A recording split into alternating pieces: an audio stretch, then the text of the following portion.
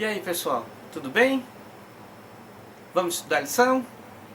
Olha, hoje eu tenho que falar para vocês que a iluminação não está muito boa porque saí das férias, voltei a trabalhar, então agora algumas filmagens será à noite, então por isso nós vamos tentar melhorar a iluminação com o passar do tempo. Mas eu quero agradecer a todas aquelas pessoas que estão assistindo, que estão compartilhando, e quero pedir para que você continue compartilhando.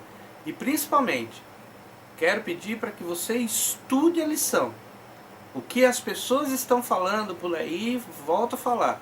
Eles comentam a lição segundo o seu entendimento. Mas para que o Espírito Santo possa trabalhar na sua vida, você tem que estudar a lição. Essa semana nós vamos dar uma rápida pincelada no começo do livro do Apocalipse, falando justamente das 7 igrejas do livro de Apocalipse. Você viu que na semana passada nós pudemos identificar a Jesus andando em meio aos candelabros e justamente com 7 estrelas na mão. Isso significa que Jesus está no meio do seu povo. Jesus está no meio da sua igreja. Agora, a lição dos jovens começa justamente levantando uma questão. Sabe qual é a questão?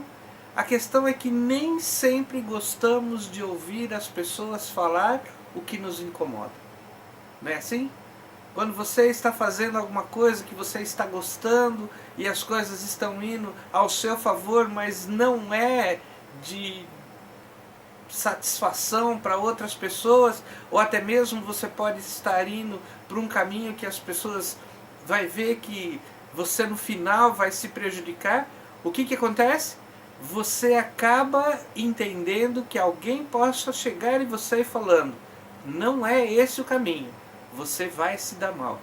Nós não estamos acostumados a isso.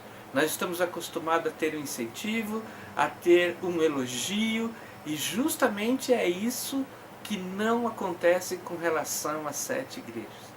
Eu quero falar para você que Jesus usou esse argumento para que ele pudesse atingir a mim e atingir a você. A lição vai dar uma pincelada muito por alto com relação às 7 igrejas. Eu quero pedir para que você estude e se você possivelmente, eu vou ver se eu consigo colocar aqui, se você possivelmente ache um DVD ou até mesmo pela internet, através do YouTube, ache o pastor Mark Feeling me explicando 7 igrejas. São 7 estudos completos, in loco. Ele está lá no local de cada uma das igrejas, para que você possa entender, para que você possa aprender ainda mais. Hoje nós vamos dar só uma pinceladinha. Agora, você quer saber o nome desse estudo? É Cartas para uma Ilha Solitária. Esse estudo é muito importante, muito profundo, o qual eu aconselho que você faça também essa visão para que você se envolva mais com a palavra de Deus. Acontece que as cartas que foram escritas para a igreja em seu período, cada uma tem a sua história específica. Quer ver uma coisa? Elas foram divididas, alguns estão falando aí que é em 3 espaços, 3 verdades, 3 períodos. Mas eu quero falar para você que é 4 períodos da história. Cada igreja tem a sua determinação a 4 períodos da história. Primeiro, ela foi escrita para o problema que estava acontecendo naqueles dias. Aqueles dias a igreja estava sofrendo perseguição, estava sofrendo morte, estava sofrendo por tudo que ele precisava de incentivo. E Jesus estava justamente falando que conhecia, porque quem conhece é quem anda junto, para aquele período. O segundo momento é justamente o período da história profética, porque as igrejas são a manifestação de um período da história aonde que a igreja vai caminhando, a igreja vai evoluindo, a igreja vai justamente regredindo, decaindo, mas num período da história. Acontece que também esse período da história tem a ver com a nossa vida nos últimos momentos desse mundo que estamos vivendo. As pessoas estão explicando até aí, mas eu quero te lembrar que cada carta a cada igreja termina com uma recompensa, e essa recompensa não é para hoje, essa recompensa é para um futuro bem próximo, se Deus quiser. E se você acredita nisso, estudando a lição comigo, diga amém. Nós vamos tentar dar uma recapitulada bem alta e bem rápida por cada uma das igrejas. Por isso eu até fiz uma colinha, você vai até se chatear, talvez eu não olhe tanto para você ali, porque eu tenho que me valer de algumas especificações técnicas, mas para isso eu quero que você fique atento e acompanhe o raciocínio. Lembra da igreja de Éfeso? A igreja de Éfeso tinha justamente algo muito importante. O que significava Éfeso? Qual que era o significado desse nome? Esse nome era um nome regional, era um nome especificamente para um lugar geográfico. Não tinha algo assim a ver com nós estamos acostumados, porque na época de Jesus cada nome tinha o seu significado bíblico. Agora, o interessante é saber que além de todas as coisas, Deus conhece e sabe, porque Ele anda no meio do povo. E olha só, eu vou te falar uma coisa muito séria. Ele sempre, sempre, sempre pensou em você, pensou em mim. Sabe por quê? Porque Ele começa cada uma das cartas falando ao anjo. Você lembra o que é anjo? Você lembra a tradução? Porque nós podemos já falar que os anjos são os mensageiros. E eu quero que você saiba, e eu quero que você relembre, e eu quero que você associe: o mensageiro são as estrelas. Pode lembrar onde que estava cada estrela nesse período da história? As estrelas estavam na mão de Jesus. Isso significa que Jesus carrega os seus mensageiros em sua mão. Ele não andava só pelo meio deles, ele carrega o mensageiro em sua mão. Esse é mais um motivo para que você estude a lição, para que eu estude a lição, para que você possa entender o Espírito Santo falando na sua vida, na minha vida. O livro Éfeso significa justamente desejável. Ela era a situação mais desejável. Por que Paulo, você está voltando de Éfeso? Porque Éfeso é tão importante, porque quando o anjo diz à igreja de Éfeso, aos mensageiros da igreja de Éfeso, escreve, e sabe quem escreve? É justamente aquele que tem as estrelas em sua mão. A condição daquela situação era que Deus conhecia, lembra, nós falamos? Deus conhecia que eles estavam abandonando o primeiro amor. E Ele deu um conselho: tenho para você que você abandonou o primeiro amor. E eu peço para que você volte a se entusiasmar com as coisas da igreja. Volte a se entusiasmar com a palavra de Deus, porque ela faz parte da sua vida, da minha vida. Ela teve o seu período histórico. Lembra o período histórico? Nós vamos então entrar um pouquinho em cada uma das igrejas falando nisso. O período histórico da igreja de Éfeso é justamente no ano 25 até mais ou menos no ano 100. No ano 100 daquele período, no período da história da humanidade. Isso significa que ela veio trabalhando desde ali do início, quando Jesus morreu.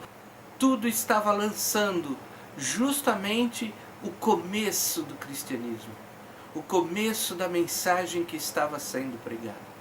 Jesus havia dado o pontapé inicial nessa igreja que estava vivendo aquele primeiro amor. E até no finalzinho da história de João, aonde que ele escreve o seu evangelho, aonde que ele escreve o livro do Apocalipse, aonde ele escreve as suas cartas, a igreja começou a abandonar o seu primeiro amor. Mas acontece que já vem a mensagem para a segunda igreja, e a segunda igreja é a igreja de Esmirna. Esmirna quer dizer perfume suave. E ele fala assim, o primeiro e o último, aquele que é o primeiro e o último escreve. Eu conheço o seu trabalho, a sua pobreza, e o diabo vai jogar vocês na prisão. E ele ainda fala que isso tem um período de 10 dias. E esse período foi justamente o que aconteceu no decorrer da história. Porque Diocleciano, ele fez uma perseguição através da história por 10 anos. 10 anos ele seguiu o povo. 10 anos ele perseguiu, jogando as pessoas no calabouço, jogando eles nas arenas para morrer, jogando eles em perseguições. E por isso que Jesus falou para ele, eu sei da sua aflição, eu sei do seu medo, eu sei que você vai sofrer o martírio por esta causa. E esse período da história foi justamente do ano 100 até o ano 323 depois de Cristo. E justamente aquela perseguição de Diocleciano foi em torno do ano 302 ao 312. E isso fez com que a perseguição fosse elevada. E muitos pereceram por causa da verdade. A próxima igreja é Pérgamo. Pérgamo, sim, significa evolução. Mas olha quem escreve: aquele que tem a espada. Aquele que tem a espada de 2 gumes escreve. Ao anjo é aquele que escreve. Os que seguem a doutrina de Balaão e dos nicolaítas. Você pode tentar entender por que Jesus falou que aquela igreja seguia a doutrina de Balaão? Você sabe o que Balaão fez? Balaão foi um profeta. Ele foi um profeta contratado. Um profeta contratado justamente, sabe para quê? Para amaldiçoar o povo de Deus. Ele foi contratado para amaldiçoar o povo de Deus. E sabe o que aconteceu com ele? Quando ele subiu na montanha e viu o povo de Deus perfilado, todos organizados, ele falou: quem sou eu para amaldiçoar esse povo? Ele justamente fez o que era mais comum. Ele abençoou. E conforme ele estava dando a bênção, o rei que contratou ele falou: mas Balaão, eu paguei para você amaldiçoar o povo e você manda uma bênção para ele? Mas Balaão fez algo ainda pior do que amaldiçoar o povo. Ele falou para o rei: rei, eles estão bem posicionados, é um povo lindo, é um povo que tem organização, é um povo que tem uma doutrina, é um povo que tem um Deus, e a única forma que você vai ser vitorioso e não vai morrer é justamente fazer com que os filhos dos hebreus se envolvam com as filhas dos moabitas. E isso, o que ele fez? Ele mesclou essas duas nações. E sabe o que aconteceu? O homem, por amor à sua mulher, ele começou a adorar falsos deuses. Essa é a doutrina de Balaão. Ele fez com que uma boa parte do povo de Deus, lá em Baal-Peor, justamente se perdesse. Por quê? Porque eles começaram a adorar um falso ensinamento e se esqueceram daquele Deus que tirou o povo da escravidão. Acontece que ele fala também dos nicolaítas. Os nicolaítas eram aqueles que estavam tranquilos na história. Olha, nós acreditamos no cristianismo, mas também seguimos a nossa Constituição aqui, nós seguimos os nossos argumentos, nós seguimos a nossa vidinha, nós adoramos os nossos deuses, mas gostamos do cristianismo, então vamos levar tudo junto, as coisas vai sendo assim bem organizadinha e vai dando tudo certo. E as nossas práticas são práticas assim saudáveis, porque podemos ter aí uma certa promiscuidade, a vida é mais tranquila, não é tão difícil, esse Deus nosso aceita tudo, o de vocês não se importa. E o que ele fez? Ele também mesclou uma falsa adoração. Deus conhecia a igreja de Pérgamo e justamente por isso, com o período da história que ela viveu em torno do ano 323 ao ano 538, teve vários acontecimentos no período histórico aonde que as falsas doutrinas entraram na igreja verdadeira. Quer ver uma delas?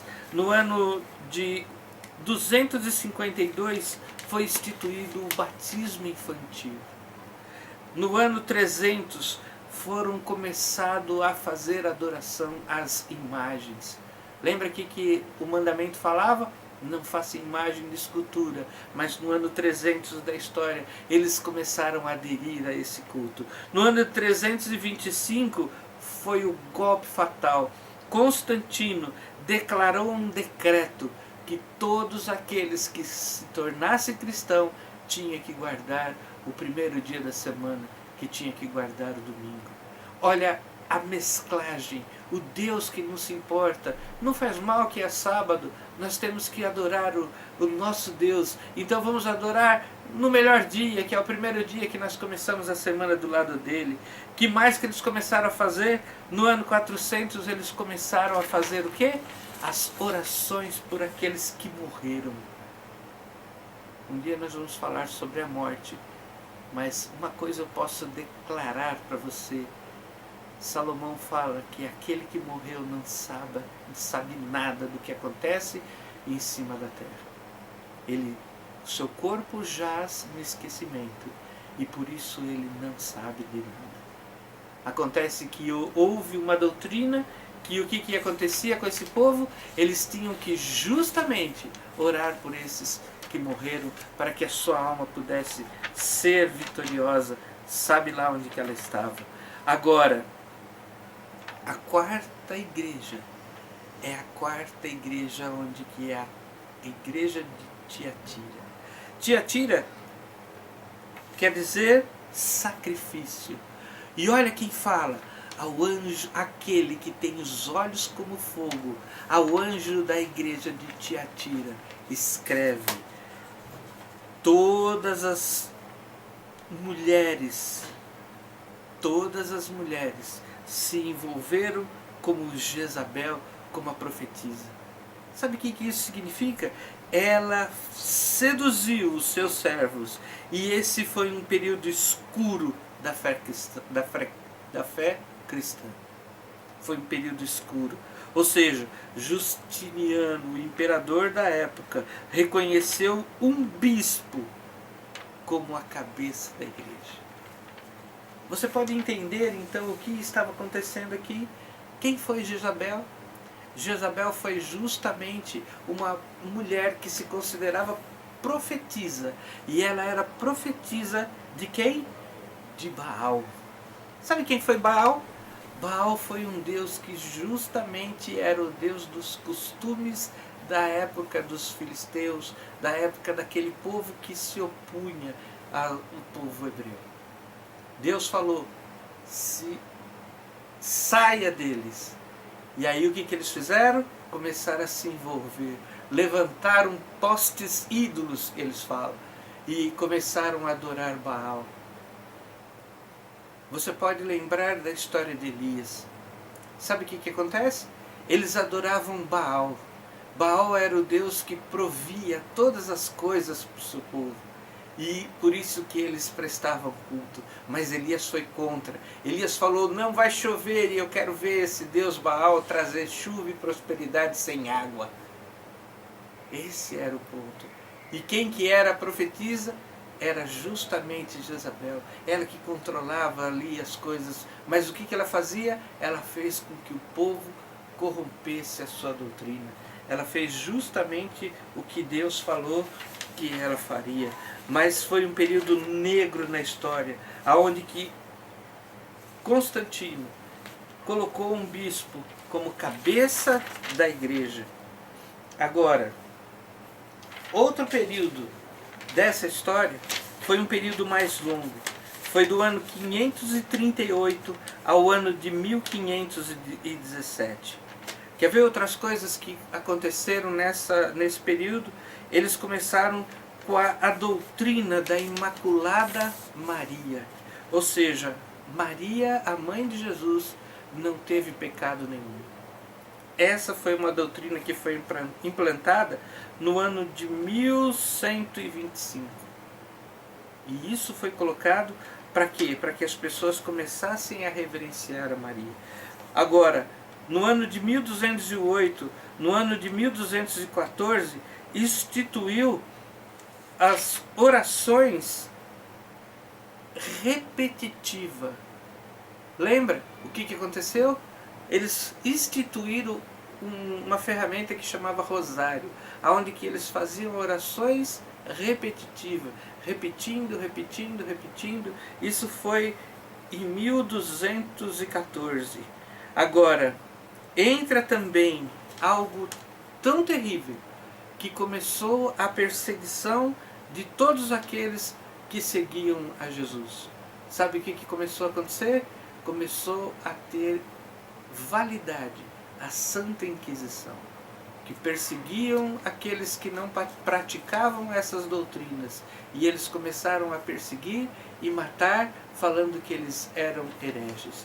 Muitas pessoas perderam sua vida justamente porque eles estavam se envolvendo com a verdadeira religião, mas estavam sendo perseguidos e estavam sendo crucificados, queimados, decapitados ou mortos a fio de espada. No ano de 1870, o Papa instruiu uma nova era. Esse bispo que foi colocado como Constantino, agora ele já era a cabeça da igreja, e ele instituiu a Jezabel como a maior das profetisas, ou seja, uma mulher que se envolvia justamente com o quê? Com trazer uma falsa doutrina para dentro da igreja. Agora vem a quinta igreja, a igreja de Sardes. Sardes quer dizer o que resta. E olha que interessante, temos o Espírito, os 7 Espíritos. Os 7 Espíritos, aquele que tem os 7 Espíritos diz ao mensageiro da igreja, ou seja, aquele que tem os 7 Espíritos, aquele que anda no meio do seu povo, ele fala agora para Sardes e fala: Sardes, eu sei da sua dificuldade, mas eu sei que você está voltando, eu sei que você está se esforçando para manter a mensagem avante. Sabe o que aconteceu nesse período da história? Foi justamente quando iniciou-se a reforma. Lembra? A reforma começou justamente por um padre que se revoltou contra tudo o que estava acontecendo com relação às outras coisas que a igreja estava fazendo. E ele pregou 95 teses na parede da igreja, no portão da igreja, para que todas as pessoas pudessem ver e reconhecer como a igreja estava sendo gananciosa. E ao mesmo tempo, o que ele começou a fazer? Ele começou a falar de qual era a verdadeira história. Sabe o que aconteceu mais nesse período? A Bíblia começou a ser traduzida. Esse período da história aturou do ano de 1517 até 1833. Do ano de 1517 até 1833. A igreja estava zelosa. E quanto mais zelo eles tinham, mais o que acontecia? Eles sofriam perseguições. Eles amavam a palavra de Deus. Sardes é justamente aquela que tem no seu nome algo tão importante, porque era os que resta. Por isso que às vezes nós temos no nosso coração também a vontade de ser aqueles únicos que restam a palavra correta. Aqueles únicos que têm do desejo do coração, de todo entusiasmo, de todo fervor, justamente falar da palavra de Deus. Mas sabe o que acontece nos nossos dias? Nos nossos dias surge Laodiceia. Sabe o que quer dizer Laodiceia?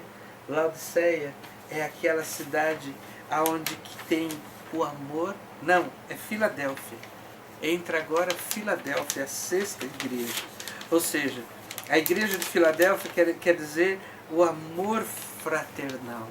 E olha que interessante, o verdadeiro diz: eu conheço vocês. Ao anjo da igreja de Filadélfia escreve. A igreja volta ao primeiro amor e ela vem com uma provação de vir ao mundo inteiro e falar desse movimento que há um Jesus e que esse movimento há uma mensagem de segunda volta. Filadélfia conta a história mais bonita de toda, porque você sabe o que aconteceu no período da Filadélfia, que foi justamente do ano de 1833. Lembra que terminou 833 e eles foram até o ano de 1844. Sabe o que aconteceu nesse período da história? Surge o movimento milerita. E se você não sabe qual que é o movimento milerita, mais uma vez eu faço um apelo para você. Pegue o estudo das cartas para uma ilha solitária. Você vai ver que um homem levanta uma mensagem que Jesus voltaria a segunda vez. E em seu tempo, o que eles fizeram? Eles justamente pregaram o primeiro amor para todas as pessoas, como se Jesus viesse em seus dias. Esse período foi até 1844, onde que eles tiveram uma grande decepção. E essa decepção afligiu muito a igreja. E ela justamente ficou abalada.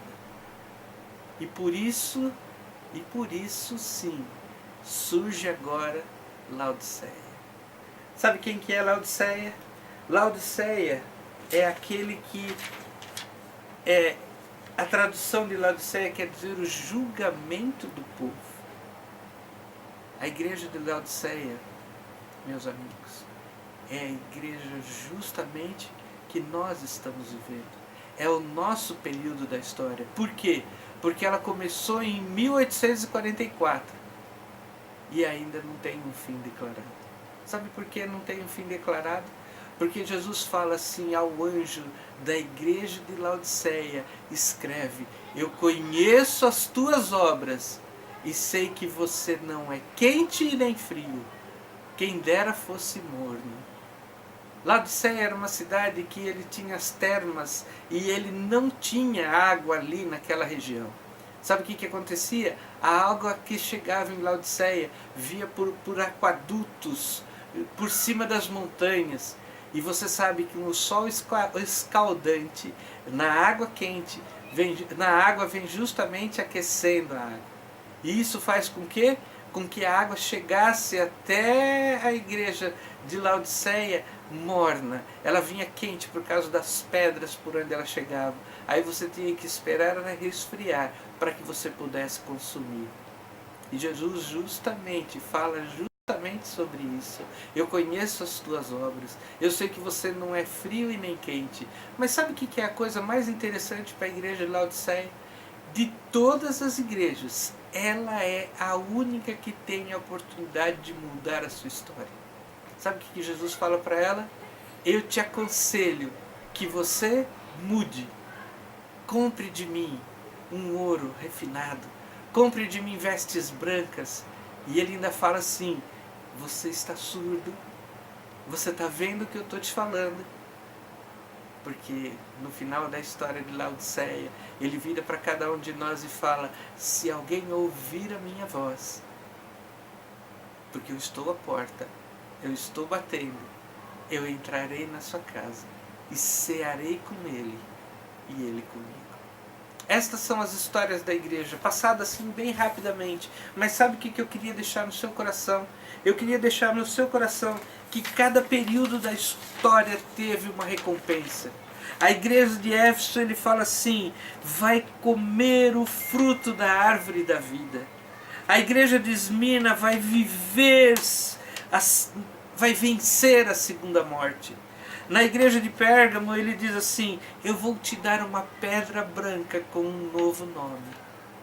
Sabe o que isso significa? Quando ele vira para a igreja de Tiatira, ele fala: igreja de Tiatira, se você vencer, você vai poder ser autoridade sobre todas as nações, porque você venceu, assim como eu venci, eu vou te dar autoridade sobre as nações. Agora, quando ele vira para Sardes, ele fala assim: Sardes, se você vencer, eu vou te dar vestes brancas. E estas vestes brancas simboliza a vida, simboliza que você vai ser purificado, simboliza que seu nome vai estar escrito no livro da vida. E ele ainda fala para Filadélfia: eu sei que você vai ser uma coluna, e uma coluna não é uma coluna qualquer, você vai ser uma coluna de Deus. Todas essas igrejas têm justamente uma mensagem de otimismo, uma mensagem de vitória, uma mensagem aonde que você vai receber um prêmio, você vai poder comer um fruto, vai ter vestes brancas, vai ter autoridade para falar. Mas sabe qual que é a mais importante de todas? É a que você está vivendo agora. Sabe o que Jesus quer falar para você nesta lição dessa semana? Por isso que você tem que estudar a lição. Ele quer falar para você: vença também agora, porque eu quero estar na sua casa, eu quero entrar na sua vida, eu quero ceiar com você e comer com você. Para o povo judeu era justamente criar uma família. Ele quer fazer parte da sua história desde já, porque ele sabe que todos esses brindes é simplesmente uma mera alusão, porque se você está do lado de Jesus, você já é vitorioso hoje. Eu quero falar para você: estude a lição. Nós estamos só dando uma pinceladinha nas igrejas. Existe no estudo do livro de Apocalipse, nós paramos cada domingo para justamente estudar cada uma das histórias de cada igreja. Por isso que eu quero aconselhar a você: estude um pouquinho mais, essas histórias são tão lindas. Mas o importante saber é que Jesus quer justamente morar com você. Por isso que ele está falando: quem tem ouvido, ouça, porque eu estou à porta e bato. E quando uma pessoa bate na porta, o que você pode falar? Não é ninguém. Ou você pode falar: entre, venha morar, cuide da minha casa, limpe, transforme, arrume, para que eu possa estar feliz, mas estar ao seu lado. Sabe quando você começa a fazer aquele trabalho de limpeza e de faxina, aonde que você está fazendo tudo isso sozinho, é tão difícil, mas quando chega alguém e ele começa a te ajudar, as coisas parecem que vai indo mais fácil. E é assim que Jesus quer fazer com você. Ele não quer que você esteja com tudo arrumado para ele entrar. Ele quer te ajudar a arrumar. Que Deus possa te abençoar. E que Deus possa fazer que essa lição seja uma verdade na minha vida, seja uma verdade na sua vida. Vamos orar. Querido Pai, te agradecemos pelas bênçãos da Tua Palavra, te agradecemos pelas recompensas que vamos receber, mas queremos lhe pedir que possamos manter no nosso coração a chama por sermos o povo remanescente, aquele que tem medo, mas estando ao Teu lado, podemos ser vitoriosos. Te agradecemos por tudo. Entre na nossa vida, limpe a nossa casa conosco, porque queremos estar contigo em todos os momentos, bons ou ruins, mas queremos estar contigo. Te agradecemos pelas bênçãos, em nome de Jesus. Amém. Peço para que você compartilhe e estude a lição.